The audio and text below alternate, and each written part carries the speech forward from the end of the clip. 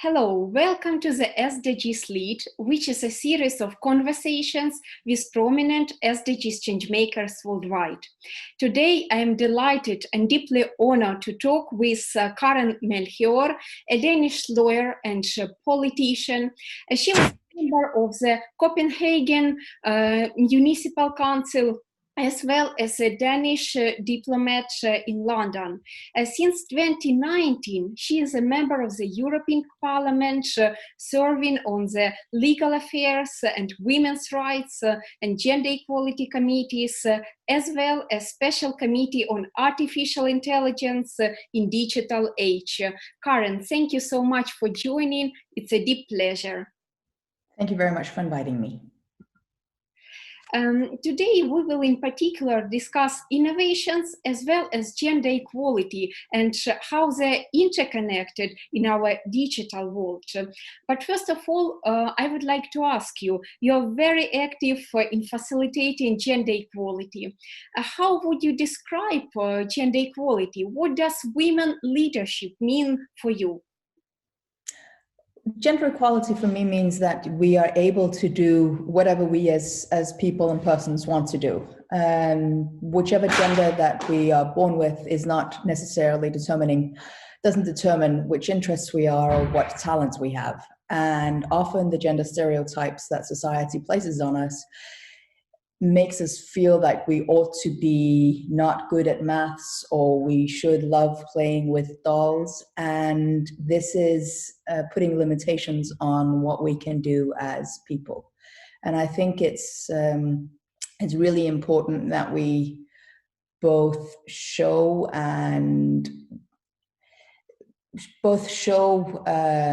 young people that they can do and be whatever they want to, but also that we are active in showing that, as Ruth Bader Ginsburg said, women belong in all places where decisions are being made. But I also think that women do truly belong in all places. Yesterday was the International Day of Women in STEM, science and technology fields. And I think we need to make sure that women feel that they can be at home in any field and any aspect of society. Absolutely. How do you think what we can distinguish as some steps, probably urgent ones, that need to be taken as over the recent 20 or 30 years since the Beijing Women's Summit, for instance, we have faced quite significant improvement, but at the same time, it's not enough. What should we do and how? I think I'm getting a little bit impatient because if we look at the development on equality, then it will take us about 100 years in the best of countries in order to achieve full equality. And we don't really have the patience to wait for this. And I don't think it's fair to ask the generations after us to wait to have their full rights. So therefore, I think we need to take some steps that might feel as being unequal. For example, having quotas within boards of companies, and also making sure that we change the way that we employ people so that we make the applications more neutral in regards to gender, in order to remove the gender biases that we all have from the process. Because the gender stereotypes that we have in society influence us without us even knowing it. And even when we're being conscious about it, we're still influenced by these stereotypes. You're one of the prominent women who laid trace new ways of thinking about politics in general, as well as breaking the ice ceiling in particular fields. What do you say to yourself in some tough moments when you experience some pressure and probably some doubts on your path? What do you say just to understand how other women can be motivated and inspired and continue going regardless every circumstances? Well, I think sometimes we believe that we need to be better and more perfect than we do. So sometimes it's good to remember that other people don't know 100% either, but they just go and do the best that they can. And what just going and doing and trying is often good enough. And I think having the courage to attempt something is half, if not more, of the success. Because if you don't try, then you'll never be able to succeed. And also, I think that for women, we often believe that we need to be perfect. We need to be the expert before we say anything. And often that's not something that restricts, especially men.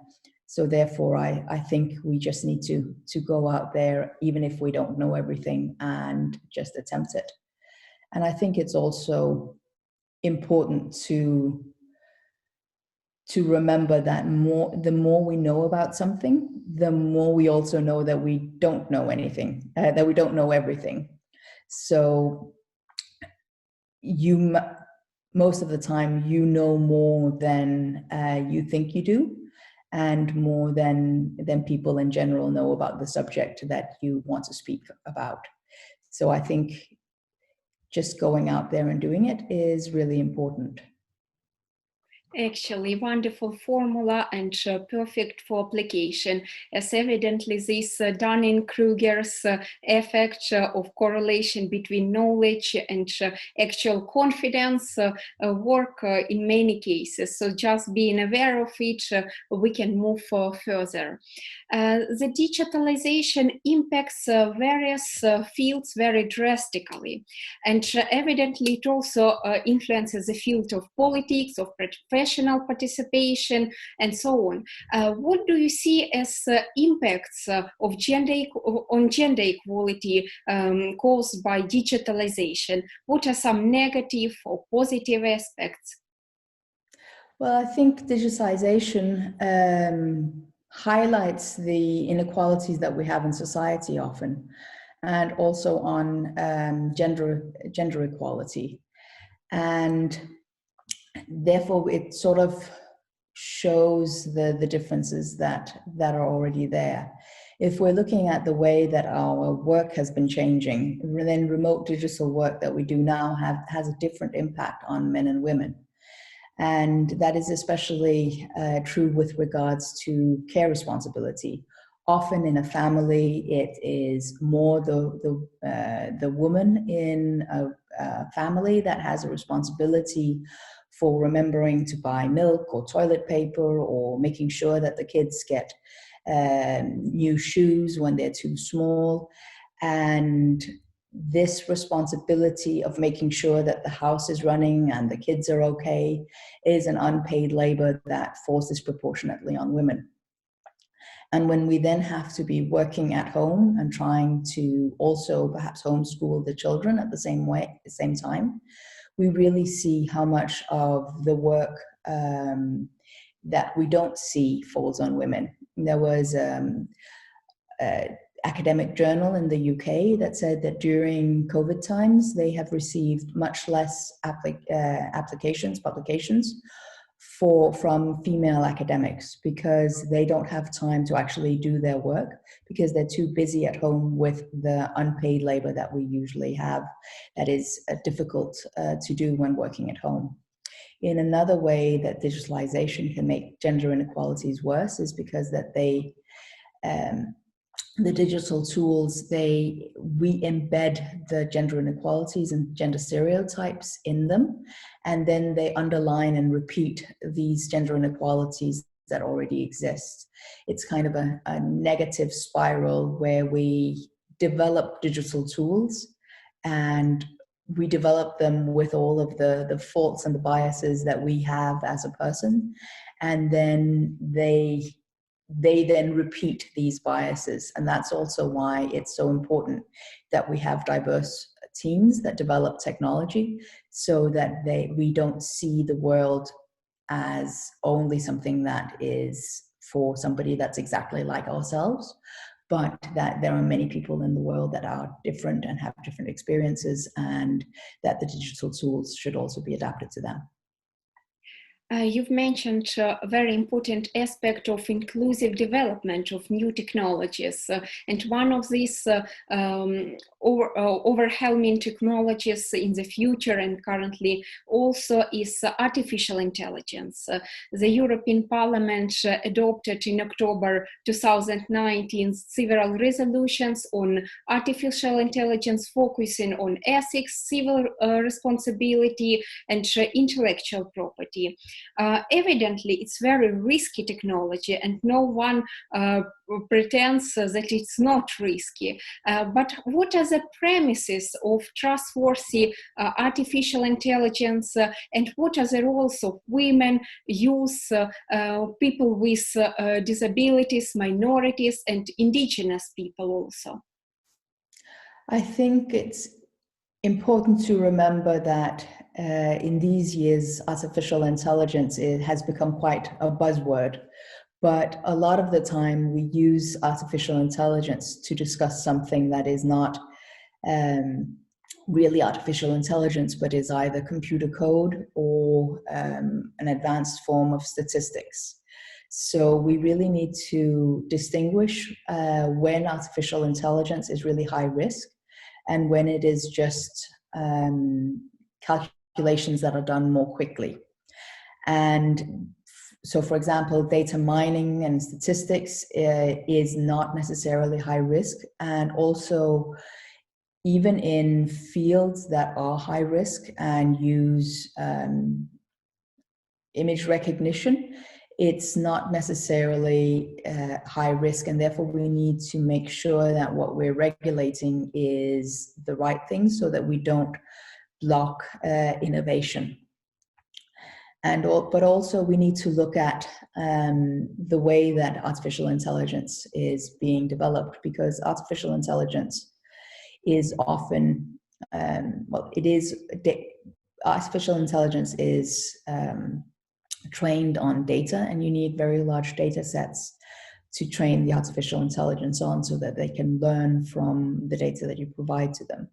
But if you only have data that represents a part of the world, for example, does not include a lot of women, does not include a lot of Black people, does not include a lot of indigenous people, then they will not work for those parts of society. And that is really important, why we need to make sure that the artificial intelligence is developed properly.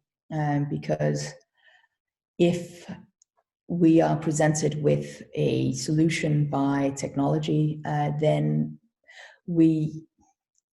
there is this British comedy show where there is a scene where a lady is sitting and she says, "Computer says no." And we need to make sure that the people working with the technology have the knowledge and also the confidence to be able to override when the computer says no, when it's supposed to be saying yes.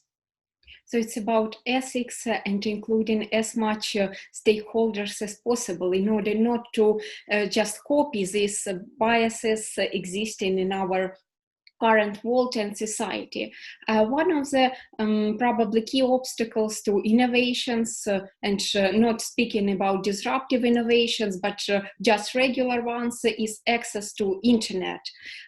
You are the member of the European Internet Forum, and in recent years, accessing internet is viewed as a fundamental human right. At the same time, for developed countries, it's quite a norm. It's quite taken for granted having access to internet, but for many other developing states is something unreachable. What can we do in these cases, especially now in pandemics, when we have online learning, and for family, buying and having even one laptop is a challenge? I think, as we talked about earlier, that technology and digitalization really shows us the inequalities that we have in society. And access to technological tools and the internet is something that not everybody in society has. And that's why having access to the internet and to computers at public libraries and at schools and educational facilities is so important. During the pandemic, we are not able to go to public places and sit and use technology and the internet together. And that really shows us who does not have access to these technologies at home. I think it's very important that when we do lockdowns and homeschooling, that we think about those in society that will suffer from these choices more than others. In Denmark, we've had emergency schooling where children are able to go to school, even though that the schools in general are closed, because they need to have, either for psychological reasons or because their parents are working or because they don't have access to computers or internet, or because they have social problems at home, that they need to get out of the home and go to the school.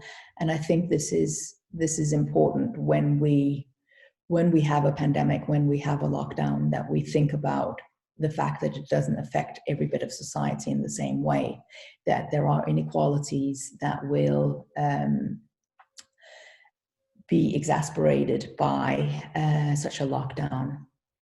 In a more general term, with the access to the internet as a universal right, it's also linked to the right for access to information. And I think it's really important that we react when countries switch off the internet in time. What recent examples of tackling the pandemics, the corona crisis from the EU, or probably from your country, Denmark, you would name as most efficient and most promising in terms of their positive effects?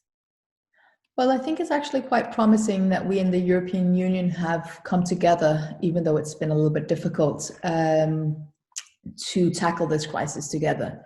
We've had a recovery and resilience facility that the member states, the Commission, and the Parliament agreed on at the New Year's, which will make more than 670 billion euros available in loans and grants to support reforms and investments in the member states so that we can restart the economy after the COVID-19.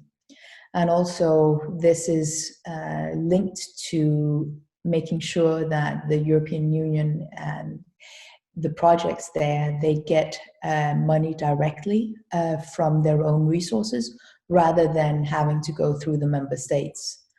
And we will also be going out and taking loans in the international financial markets together. And I think this is really a sign of European solidarity in difficult times. And also, this crisis has shown us that we really need to work together, both globally, but also at a European scale in regards to health matters. Because when we really have big health problems, we can't do it alone. And I think this is really promising. And on sort of best practices from Denmark, I think we've had a good way of making decisions fast with the government and the parliament working together, whereas in other countries, the government has had a tendency of making emergency legislation without involving the parliament. And I think this is quite dangerous because we need to face this crisis together as a population and trust that the authorities are not misusing the crisis. Evidently, we are all one in this crisis in terms of our interconnectedness and necessity to work and act together. Karen, thank you so much for such wonderful interview, for this comprehensive and multidimensional aspect which we highlighted, like short parts, brief parts of the whole mosaics of the future world as gender equality, artificial intelligence, disruptive technologies, and dealing with corona crisis crisis also. As a last but not the least, what would be your message to our viewers as well as the world leaders and youth as future world leaders on how to reach gender equality and sustainable development goals in general? I think we really need to keep working towards both peace and gender equality, because there are personal interests and forces that don't necessarily want us to achieve these goals. So we need to keep fighting for the rights that we've already achieved and keep fighting for, basically it sounds a bit cheesy, but for a better world, because nobody else is going to do it. And even though we only as individuals perhaps move the world forward a little bit in a better direction, at least we're not letting the world stand still. So keep trying and keep working. Thank you so much for this conversation. I hope to keep in touch. All the best, and keep safe in terms of pandemics, and keep up fighting, because what you are doing is enormously valuable for girls and women worldwide. Thank you very much for interviewing me, and it's been a pleasure to answer such eloquent and thoughtful questions.